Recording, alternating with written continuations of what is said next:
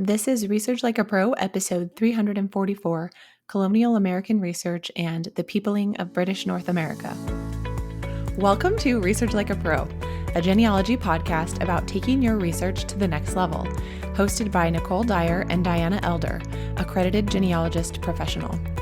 Diana and Nicole are the mother-daughter team at FamilyLocket.com and the authors of Research Like a Pro, a genealogist guide. With Robin Worthland, they also co-authored the companion volume, Research Like a Pro with DNA. Join Diana and Nicole as they discuss how to stay organized, make progress in their research, and solve difficult cases. Let's go! Today's episode is sponsored by newspapers.com. Hi everyone, welcome to Research Like a Pro. Hi Nicole, how are you doing? I'm great, and I've been working on the Research Like a Pro 14-day challenge, and today's day 2, so I wrote my objective today, and it was really fun to, yesterday, think about the different projects that I could work on, do that bit of pedigree analysis where you think about progress you've made on different projects and what do I want to work on next? So I ended up deciding on James Keaton for my objective. What about you? Oh, that's great. Well, I always have so many different things I want to work on, but because I've been so heavily into the Weatherfords of Texas and Missouri, I have this little bit that's bothering me. I just can't figure out exactly when Henderson Weatherford might have died. It's between 1860 and 1870. So I thought I'm just going to do this mini challenge and see if I can narrow that down. Maybe do a little bit of military research to see if he joined any military units in Missouri or Texas, during the Civil War, look for some tax records in Missouri. So I have a few little things in mind for my research plan, and it may be that I don't find anything else, but I want to at least have done the research and know that I've done it. So I'm looking forward to that, just continuing on with what I've been working on. That is wonderful. I think you will be able to narrow it down, and it's always good to look into those military records. With my project, I feel like I'm also continuing my Lucindrilla Keaton project. Lucinda Keaton, I think I usually refer to her that way because when I did the project to find her father, I learned that another name she went by, or maybe her full name was Lucindrilla, but I always knew her as Lucinda. Well, in her father's estate record, it mentions like 13 children or something like that. And so I've been going through and seeing which children do I need to gather more information on. And so in a past 14-day challenge, I've researched her sisters, Mariah Keaton Sadler and Sally Keaton Reeves. And this time I thought I would work on her brother, James Keaton, who moved to Mississippi, then moved to Texas, which I didn't really know. I was just looking at the Family Search family tree for him, and it had the 1850 census attached. And it was so neat to see him living in the county where his sister was living in 1860. And I know that she was there because that's where her daughter got married to James Harris, but I can't find them on the 1860 census. And now I wonder if they were living with him and they just got missed on the census. Maybe they were in transit, but it's so neat to be working on this seemingly unconnected project, but really these Southern families were so connected to their family and their relatives, especially during hard times, that we really can't research them in isolation. Oh, I agree. I think that's what we have learned. It's been a huge lesson for us learning that. And something that really you just have to experience it to understand it, because you can read about it and realize you should do it, but then when you really do it, it hits home, doesn't it? It does, right? So I'll be looking in Burleson County, Texas, and also in Lowndes County, Mississippi. And my research objective, what I actually want to find is who was James Keaton's first wife, because I saw that there is a marriage record for a probable second wife. I'm pretty sure that's a second wife because in the 1830 census and 1840 census, he has a household that looks like it includes about 5 children. Then after those children are born, he has a new marriage record. So I think the first wife died, and there's a potential for 3 unknown children that haven't been discovered yet, and 2, one on the 1850 census and one who got married and lives near her father in Burleson. So I'm hoping to find the other 3 children and see what I can learn about James Keaton. Oh, that sounds wonderful. I'm excited to see what you find out. Yeah, we'll have to report back the next time we record what we found out, because probably by then the projects will be over. Yep. All right. Well, for today's announcements, we are excited for our next webinar in the Research Like a Pro webinar series, and this one will be about Texas. So come join us on Tuesday, February 18th to hear Kathy Duncan, who will be sharing Texas migration patterns in DNA connect Lucinda Wright Rinker to her father. She has put together a great presentation about this research project that she did in our previous Research Like a Pro with DNA study group. Our next study group will begin in the fall, usually in August, and that will be the Research Like a Pro study group for 2025. So be thinking if you'd like to join us for that. And if you have been a member of our study group in the past and you'd like to join as a peer group leader, please let us know, email us, or apply on our website. We'd love to have you. And you will receive complimentary registration for being a peer group leader. If you'd like to get our newsletter, join that on our website. You can get our email every Monday that has new blog posts, new episodes of our podcast, and any coupons or deals that we have going on. For upcoming conferences, we will be attending Roots Tech in Salt Lake City on March 6th through 8th. We hope to see you there. And I will be teaching in the North Carolina Genealogical Society virtual conference on March 28th and 29th. There are 4 lectures each day, and the talk that I'm doing is about using AI tools to help with document transcription, summarization, and adaptation. So it will be fun, and there are several other wonderful presenters who will be there.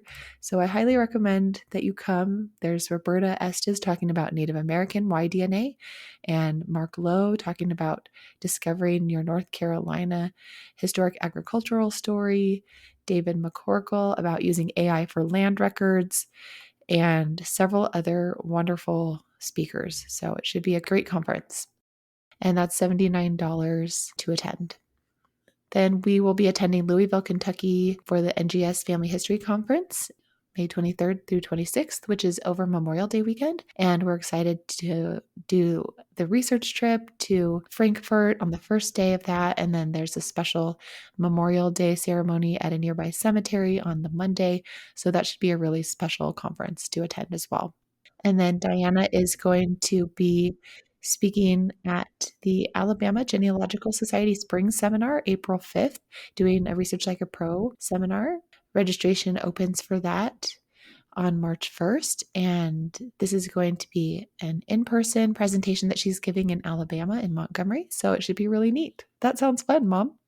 I am excited to go to Alabama, and I, of course, look to see how far away the Royston Farm plantation back in the 1800s was from Montgomery, and it looks like it's just about an hour away. So I'm planning on doing the trip over to Chambers County and perhaps finding the actual land and seeing if there's some research I can do there in the archives, in Montgomery or at the courthouse. So I'm excited for that. I haven't been to Alabama yet, and it will be spring there, which I've heard is beautiful, and spring here in Utah is not so great yet. It gets better, but April 5th, it will still be kind of cold, Yeah, probably. you We'll have see. snow in April still. Yeah, and we're starting to get some daffodils, a little bit of flowering bulbs, and sometimes trees are blossoming, but sometimes it's later if it's a cold spring. So we'll see. Don't know, but I'm excited to do that. Right. I'm tempted to just join you because I've never been to Alabama either.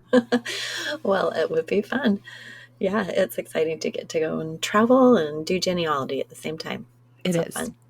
Well, today we are going to talk all about a book that I read. It was such an interesting book. I learned a lot. It was actually recommended by Josh Taylor during an institute course I took a year ago on researching your colonial immigrants. And of course, so many of our lines are colonial immigrants, and many of them we have not traced back across the pond. In fact, I think only 2 or 3 of them have we been able to see where they came from. So the book that we are going to be talking all about that I read was by an author named Bernard Bailyn, and it's titled The Peopling of British North America: An Introduction. So, if you, like us, have colonial American ancestors, maybe you are still searching for your original immigrants as well. And if you found your immigrant, maybe you're still trying to figure out where they came from. It was really good for me to hear that I'm not alone in this challenging thing, because people from Britain were emigrating to British colonies. And so they just didn't keep great records. It was just like an extension of Britain. So those early years in the Americas, of course, were also very, very difficult for the colonists because they're in a brand new land, a new climate, new types of soil. Everything was new, and they were just trying to survive. So record keeping would not have been high on the list of priorities in many cases. Even if they did keep records, we're talking 1600s, 1700s. That's a long time ago, and maybe they haven't survived the subsequent years. Well, if we can't find records of our colonial immigrants, we can at least learn from the historians who have studied the immigration patterns. And we can develop a hypothesis based on what we do know about our ancestors and their group.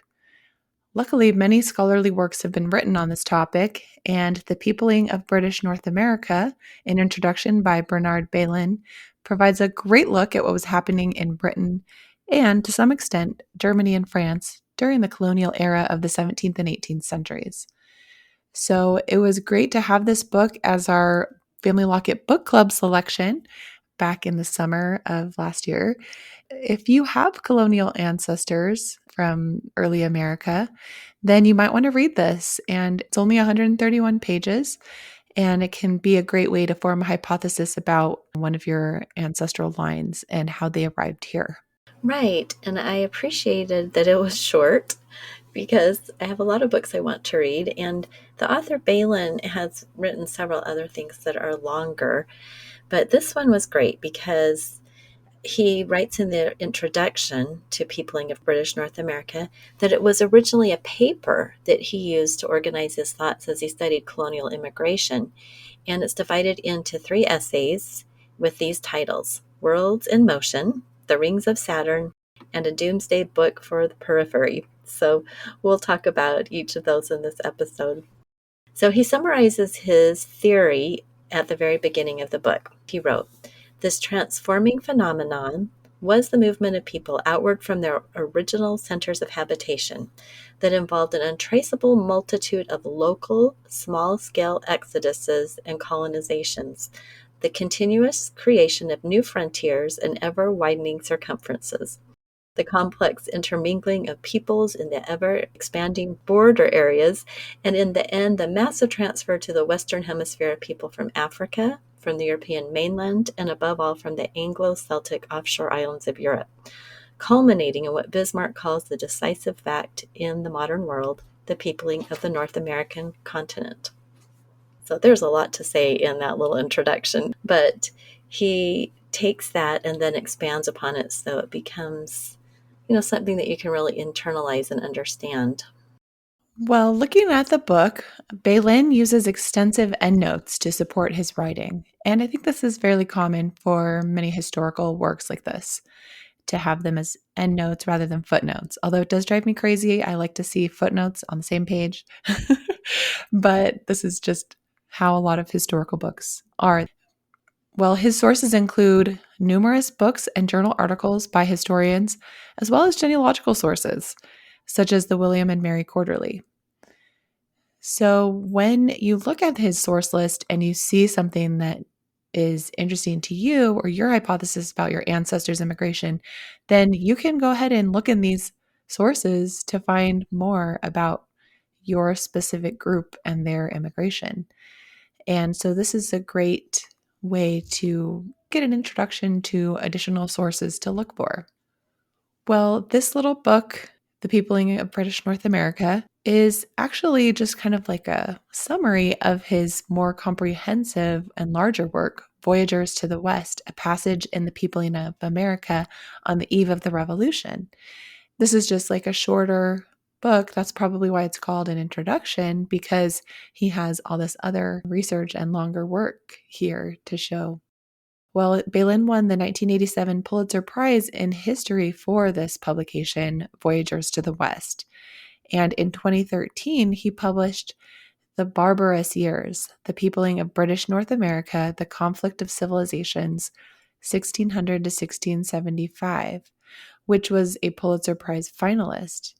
He was born in 1922 and was lauded as an American historian specializing in early America.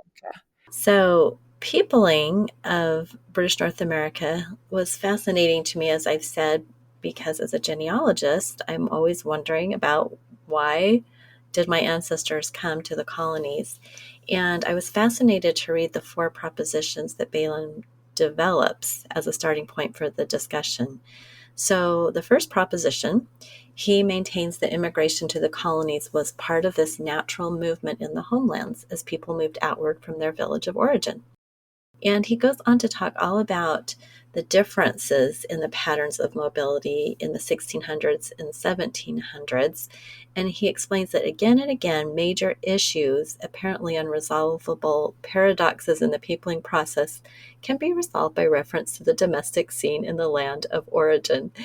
And so I think that this all goes along with this idea of migration within the Western Hemisphere, as well as the idea of immigration. You look and see what was happening in the home country that made people want to leave and come to this new place. And he gives some really good examples from the Scottish Highlands, Southern England, London, and Germany. So I was pretty interested to hear about the Scottish Highlands and this whole idea of Ireland or Scotland, because we have a lot of surnames in our family tree, like McChristian, Fraser, and Keaton, the Keatons we were just talking about. And so, we've traced these ancestors quite a ways back. So it can be really helpful if we then review what was happening in the home country at the time that we think they might have come across the ocean. It can at least give us a hypothesis about their immigration, and then maybe it could even help us to finding records in the home country. I think so often we just turn to look at passenger lists, but if those are not existent, then what do we do next? We throw up our hands and say, there's no way I can ever figure this out. But if we really start studying the history and the context, that can give us some new ideas. Well, let's have a word from our sponsor. The new year is the perfect time to start or restart your genealogy research with fresh eyes and new goals. Dig even deeper into your family history with newspapers.com, the largest online newspaper archive. If you're a genealogist, you know old newspapers help you find forgotten stories and fill in the gaps between vital records. That's where newspapers.com comes in.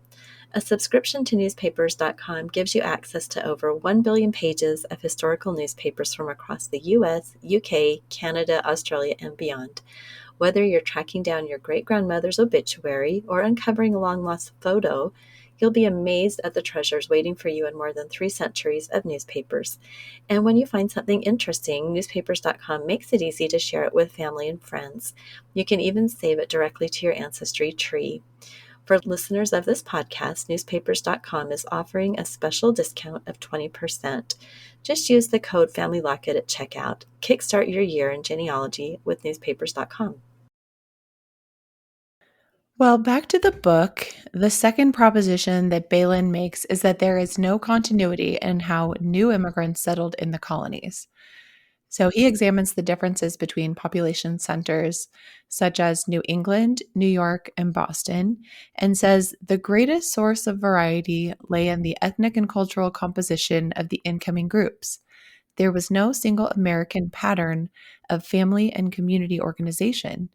There were many patterns reflecting the variety of human sources from which the population had been recruited and the swiftly changing, fluid situations in which the people lived. So he recognized that there's no one overarching way to explain all the different kinds of people. Well, our Schultz ancestral line in North America began with Johann Valentine Schultz's arrival in 1731, and he followed a common pattern for German immigrants arriving in Philadelphia and then moving west to join other people of German origin. So Diana wrote about her research in researching a German colonial immigrant ancestor, Valentine Schultz, which we can link to in the show notes. But it's neat to see him following that particular pattern for his group, and interesting to hear Bailyn talk about how the American pattern maybe didn't exist, but there is a pattern for these individual groups. Exactly. Well, his third proposition deals with what happened after that initial colonization phase and explains the 2 main reasons for continuing emigration.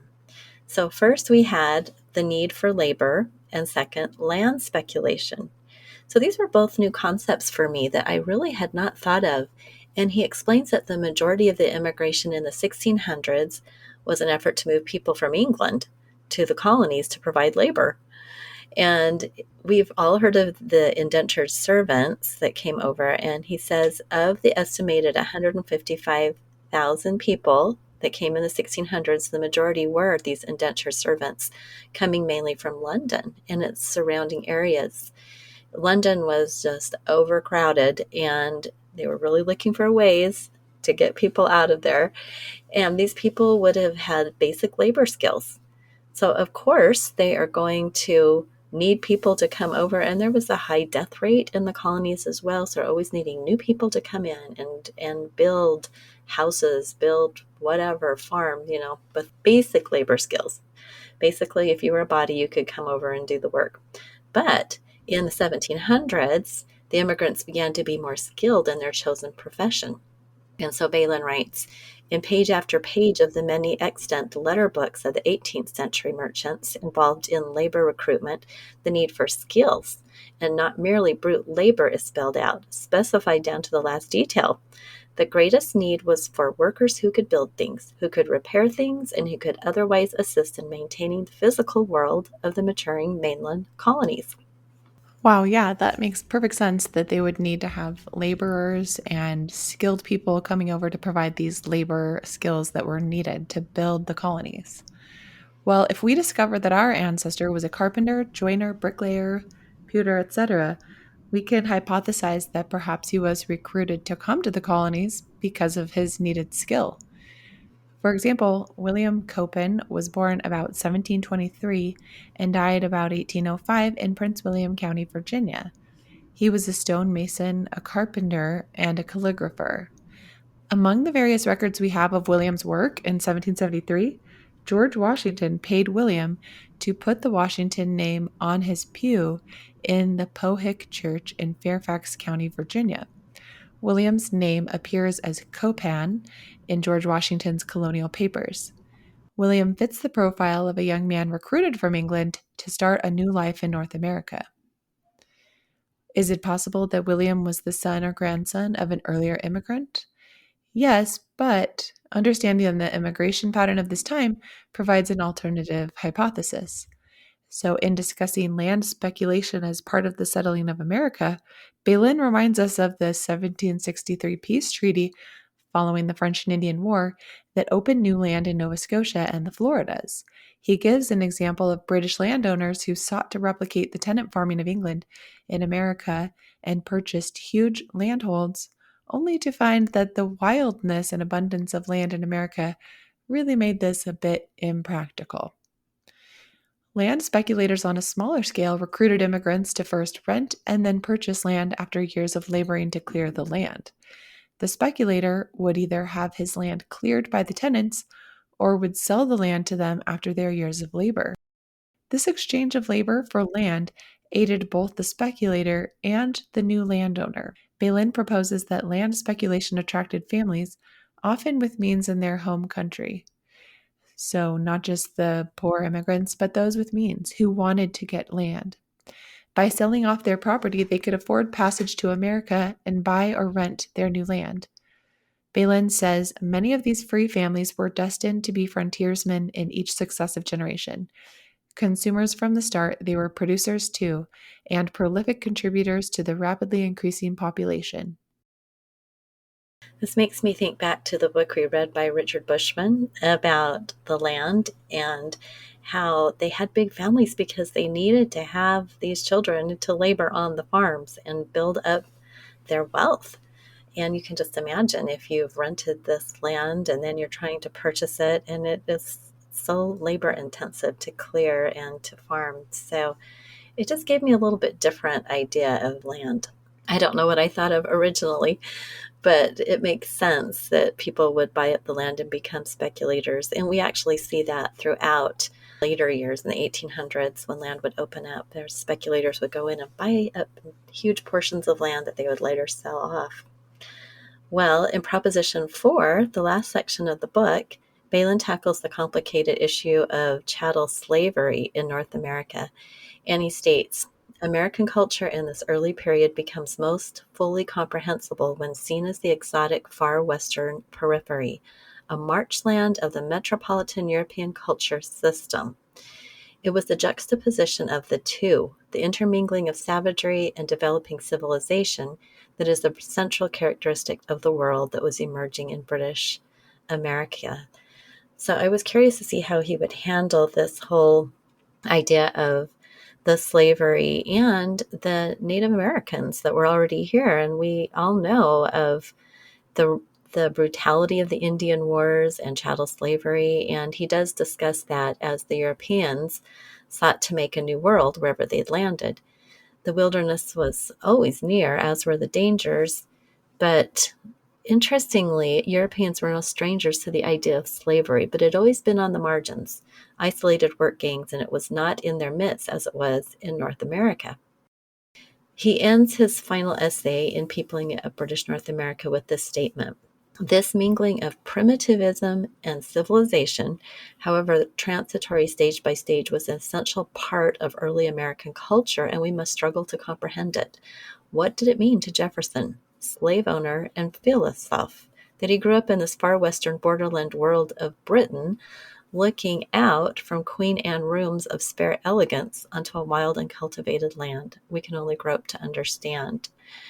And we were able to visit Jefferson's mansion there in Virginia a couple years ago. And Nicole, you've been there too. And I totally get that. You know, you're in this beautiful home and then you look out and you can see for miles around. And, you know, nowadays it's a little bit more cultivated, but then it must have just been such a juxtaposition. So interesting to think about and so sad to think about all the enslaved people that were there.